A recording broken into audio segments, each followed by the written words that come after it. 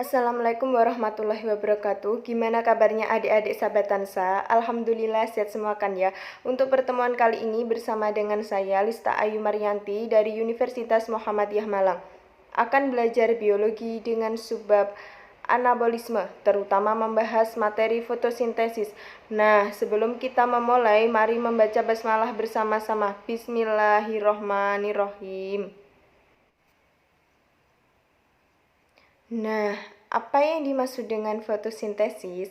Fotosintesis adalah proses penyusunan bahan organik pada tumbuhan berklorofil dari karbon dioksida dan air dengan bantuan cahaya matahari. Ini merupakan gambaran reaksi fotosintesis di mana air yang ada di tanah akan diserap oleh akar tumbuhan untuk kemudian dialirkan oleh xilem menuju daun. Karbon dioksida yang ada di atmosfer juga akan masuk ke daun melalui stomata. Nah, klorofil nantinya akan menyerap cahaya sehingga air dan karbon dioksida bisa dirubah menjadi glukosa dan oksigen. Glukosa akan digunakan untuk sumber energi si tumbuhan, sedangkan oksigennya akan dilepaskan. Nah, yang perlu kalian ketahui, reaksi kimia ini tidak berjalan begitu saja, karena sebenarnya terdiri dari dua tahapan, yaitu reaksi terang, di mana H2O dirubah menjadi O2. Setelah reaksi terang, selanjutnya yaitu reaksi gelap. Karbon dioksida akan diubah menjadi glukosa. Sebelum kita membahas reaksi terang dan reaksi gelap, nah kalian harus tahu dulu di mana sih tempat terjadinya fotosintesis. Fotosintesis itu berlangsungnya di daun, tapi di bagian mananya daun ya? Daun itu adalah organ. Organ pastinya tersusun atas jaringan. Nah, pada jaringan daun itu ada bagian yang disebut jaringan mesofil, yang terdiri dari jaringan palisade dan jaringan spons. Baik jaringan palisade dan jaringan spons itu pasti tersusun atas sel. Nah, di selnya ini terdapat organel, yaitu organel kloroplas. Jadi, organel kloroplas ini tempatnya fotosintesis. Reaksi fotosintesis tadi terdiri dari dua tahapan, yaitu yang pertama reaksi terang yang terjadi di grana atau tilakoid, yang kedua yaitu reaksi gelap yang terjadi di stroma. Nah, jadi awalnya cahaya yang mengenai tilakoid itu akan digunakan pada reaksi terang untuk membentuk ATP dan NADPH. Selain itu, pada reaksi terang ini, air akan mengalami fotolisis menjadi oksigen yang akan dikeluarkan ke atmosfer. Selanjutnya, ATP dan NADPH ini akan digunakan pada reaksi gelap. Digunakan untuk apa? Jadi dia digunakan untuk mengubah karbon dioksida menjadi glukosa. Nah, pada reaksi gelap ini dihasilkan NADPH, ADP, fosfat organik. Nah, ini nantinya akan dikembalikan lagi untuk reaksi terang. Apa itu reaksi terang? Reaksi yang bergantung pada cahaya dan terjadi dalam tilakoid. Reaksi terang dapat berlangsung dengan dua cara, yaitu satu, fotofosforisasi non-siklik melibatkan fotosistem 1 dan fotosistem 2.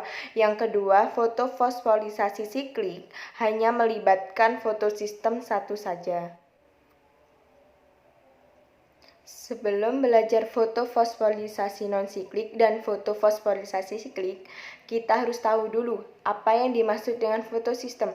Fotosistem merupakan suatu protein yang terdapat pada membran tilakoid serta mengandung kumpulan pigmen fotosintetik dan senyawa organik.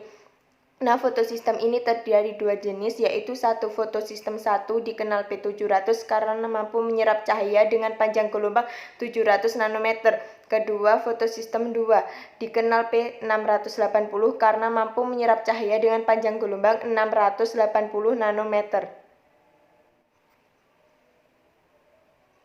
Nah, yang pertama, fotofosforisasi non-siklik. Awalnya, energi foton yang berasal dari cahaya akan diserap oleh fotosistem 2. Hal ini menyebabkan elektron yang ada di fotosistem 2 terlepas dari fotosistem 2 yang ditangkap oleh aseptor primer. Hal ini menyebabkan kekosongan elektron di fotosistem 2. Nah, ini memicu terjadinya fotolisis air menjadi setengah oksigen, 2 hidrogen, dan 2 elektron. Nah, 2 elektron yang dihasilkan dari fotolisis air ini akan mengisi kekosongan di fotosistem 2. Sementara oksigen yang dihasilkan akan dilepas ke atmosfer. Selanjutnya, elektron yang ada di aseptor primer akan dibawa oleh plastoquinon. Dari sini akan dioper elektronnya ke kompleks sitokrom. Dari sini elektronnya akan dioper ke plastosianin. Proses ini menyebabkan ADP akan difosfolisasi menghasilkan ATP. Oke, nah selanjutnya fotosistem 1. Juga terjadi penyerapan cahaya sehingga menyebabkan elektron yang ada di fotosistem 1 juga mengalami eksitasi dan ditangkap oleh aseptor primer. Nah, kekosongan elektron di fotosistem 1 akan diisi oleh elektron yang berasal dari fotosistem 1. Jadi, plastosianin akan memberi elektronnya ke P700, selanjutnya 2 elektron yang sudah ditangkap oleh aseptor primer ini akan diberikan kepada viridoksin. Viridoksin ini akan memberikan elektron ke enzim NADP reduktase. Enzim NADP reduktase ini akan mengubah NADP dan 2 hidrogen yang dihasilkan dari fotolisis air tadi menjadi NADPH. Jadi, fotofosfolisasi non-siklik ini menghasilkan oksigen yang akan dilepas ke atmosfer, kemudian juga menghasilkan ATP dan NADPH. Yang kedua, fotofosfolisasi siklik. Awalnya foton akan diserap oleh fotosistem 1. Ini menyebabkan elektron yang terdapat di P700 tereksitasi sehingga ditangkap oleh aseptor primer. Dari aseptor primer, elektronnya akan ditransfer ke peridoksin. Dari peridoksin akan ditransfer ke kompleks sitokrom. Dari kompleks sitokrom akan ditransfer ke plastosianin dan dikembalikan lagi ke fotosistem 1. Proses transfer elektron menyebabkan fosfolisasi ADP menjadi ATP sehingga dihasilkan ATP.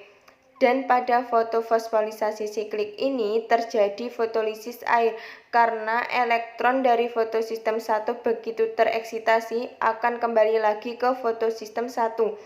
Jadi fotofosfolisasi siklik hanya menghasilkan ATP. Apa yang dimaksud dengan reaksi gelap?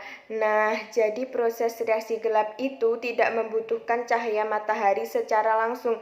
Lalu mengapa reaksi gelap pada proses fotosintesis terjadi setelah adanya reaksi terang? Hal ini terjadi karena reaksi terang menghasilkan ATP dan NADPH yang akan digunakan dalam reaksi gelap. Reaksi gelap terjadi pada bagian stroma pada kloroplas. Reaksi gelap terdiri atas 3 tahapan. 1. Tahap fiksasi. 2. Tahap reduktasi. 3. Tahap regenerasi RUBP. Faktor-faktor yang mempengaruhi fotosintesis. Yang pertama ada faktor genetis, menentukan sifat dasar fotosintesis suatu tumbuhan.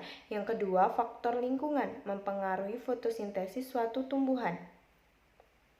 Nah, faktor lingkungan yang dapat mempengaruhi fotosintesis tumbuhan meliputi 1. Faktor cahaya, 2. Faktor suhu, 3. Konsentrasi CO2, 4. Ketersediaan air, 5. Ketersediaan nutrisi.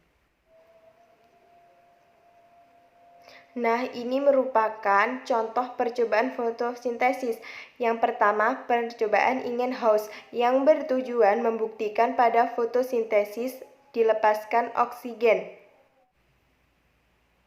Yang kedua adalah percobaan Sachs yang bertujuan membuktikan bahwa fotosintesis membutuhkan cahaya dan menghasilkan amilum.